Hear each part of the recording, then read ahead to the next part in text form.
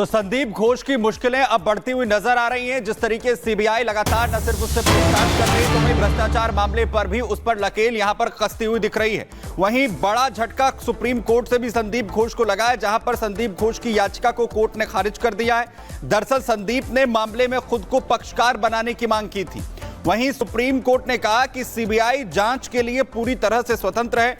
संदीप घोष ने भ्रष्टाचार और रेप मर्डर केस की अलग से जांच की यहां पर मांग की गई थी। वहीं सुप्रीम कोर्ट में जो याचिका संदीप घोष ने दाखिल की, उस पर कोर्ट ने पक्षकार बनाने से इनकार संदीप घोष को कर दिया है।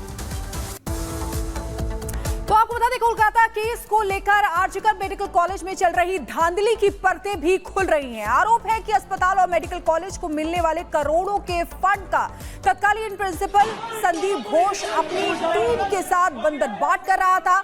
करप्शन के इस खेल की जांच सीबीआई अब कर रही है और अब ईडी भी भ्रष्टाचार की जांच में शामिल हो गई है। वहीं आपको बता दें कि ईडी ने घोष और उसके करीबियों से के आधा दर्जन ठिकानों पर छापेमारी भी आज की। एक रिपोर्ट इसी से जुड़ी आपको दिखाते हैं।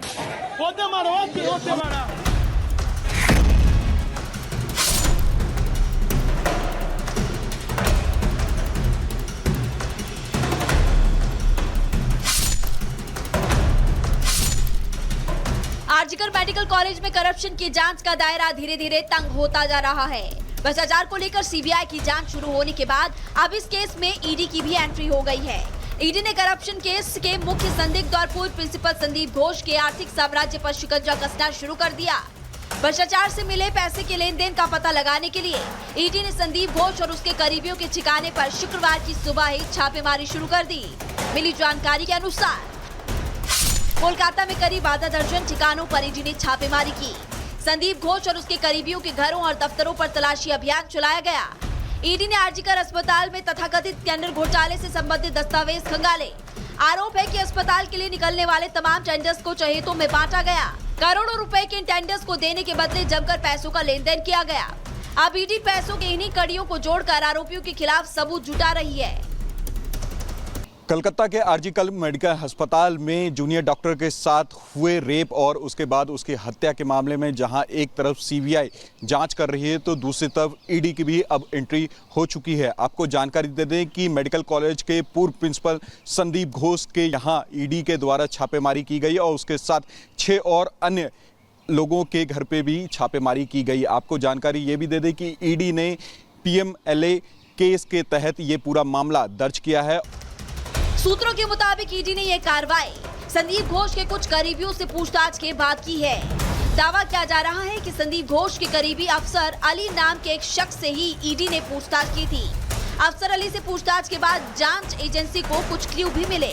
इन्हीं सुरागों के आधार पर ईडी ने अपनी कार्रवाई का ब्लूप्रिंट बनाया है।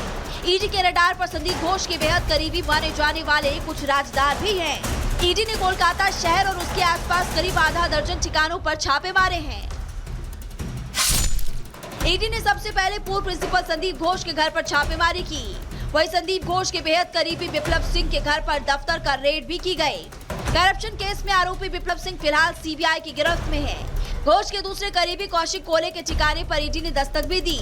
वहीं पर प्रसून चटर्जी नाम के शख्स के घर पर भी ईडी ने छापेमारी की है।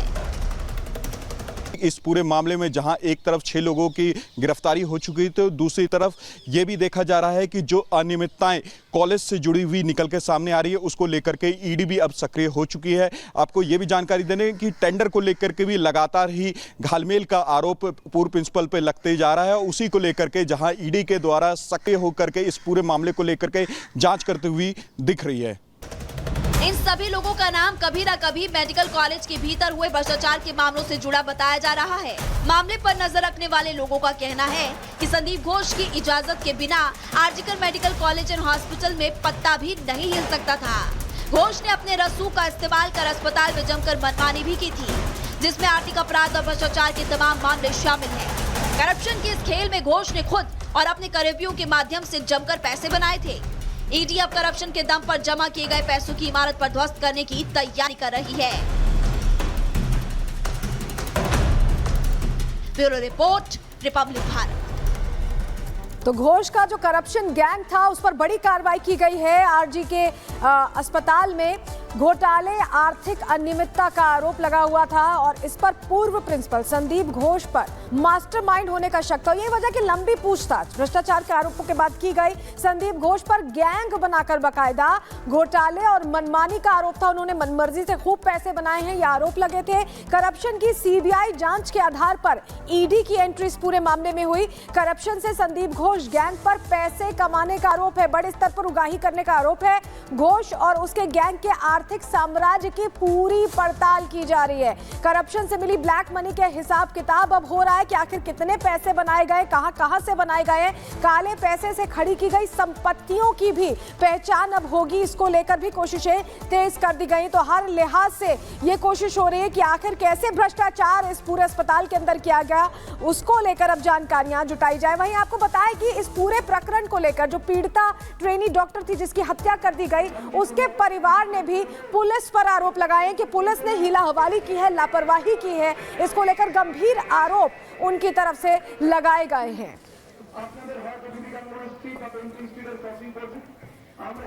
और वहीं मृतका के परिवार की तरफ से घूस तक के आरोप जो है वो लगाए गए हैं। मृतका के पिता की तरफ से उनका कहना है कि ट्रेनी डॉक्टर के पिता ने यह दावा किया है कि घूस देने की उन्हें कोशिश यहां पर की गई। एक पुलिस अफसर ने पैसे देने की इस दौरान उन्हें कोशिश की गई। एक सफेद रंग का लिफाफा जिसमें रुपयों की गड्डी रखी गई थी, उसे देने की कोशिश जो है वो मृतक के परिवार को की गई। मृतका के पिता की तरफ से कहा गया है कि शव घर जब पहुंचा था उसी दौरान ये पैसों का ऑफर जो है वो परिवार को किया गया था। आखिर पीड़िता के पिता ने अफसर का ये जो ऑफर था पैसों का, ये ठुकरा दिया, लेने से इनकार जो है परिवार की तरफ से कर दिया गया। दरअसल तभी से पुलिस की कार्यप्रणाली पर सवाल खड़े हो रहे थे और अब मृतका के पिता की तरफ से जो घूस के ऑफर का खुलासा किया गया उस पर सवाल उठ रहे। वहीं पहले सादे कागज पर दस्तखत लेने की भी कोशिश यहां पर जांच टीम की तरफ से की गई थी। पिता ने पुलिस के सादे कागज को फाड़ दिया था, उस दौरान इनकार कर दिया था। पिता ने पुलिस के दिया जो कागज था उसे फाड़ा और इनकार कर दिया कि मैं इस पर किसी भी तरीके का सिग्नेचर नहीं करूंगा। यह कोशिश जो है वो पुलिस करते हुए नजर आ रही थी, यानी एक बयान जो है वो सादे कागज पर ले लिया जाए